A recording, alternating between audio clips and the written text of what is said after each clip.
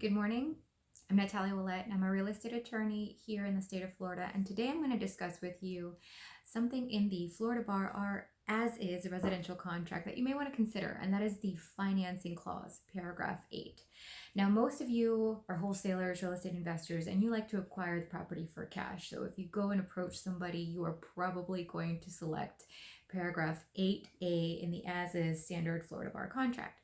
But are you really doing this like in your best interest? Maybe it's not. Maybe you should consider putting in a financing clause.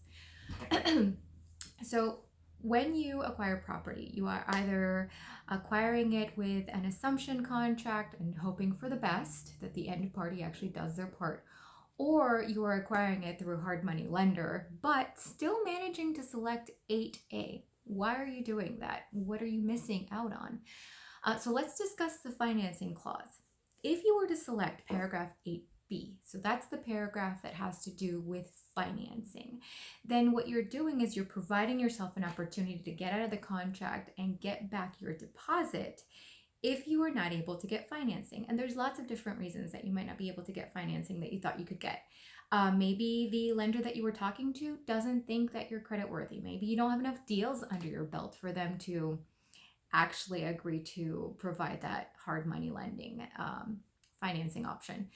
Maybe there's a problem with the property and the lender has gone out to inspect it and they're not a really big fan. They don't like it. Now you're on the hook because you signed the contract beforehand. Maybe the lender is having some economic issues. I mean, hard money lenders have limitations. They're not these big banking industries. And so they might have to deny your deal due to what's going on with them internally.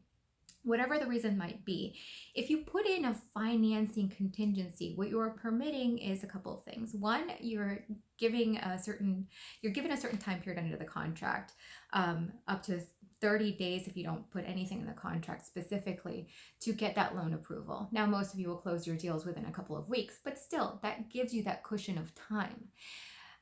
If you were to select that option and your lender does not approve you for the loan, then you can get out of the deal so long as you provide written notice to your buyer that that is your intention, that you couldn't do it. Sorry, but I couldn't do this deal. And that way you can get your deposit back. And so you're not losing thousands or risking losing thousands of dollars in these transactions by waiving your right to get out of a deal if your hard money lender isn't available.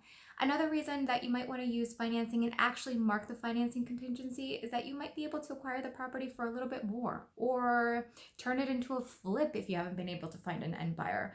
So these are a couple of things that you should keep in mind when you are considering whether to select option 8A or 8B when you do these purchases. Good luck out there, investors.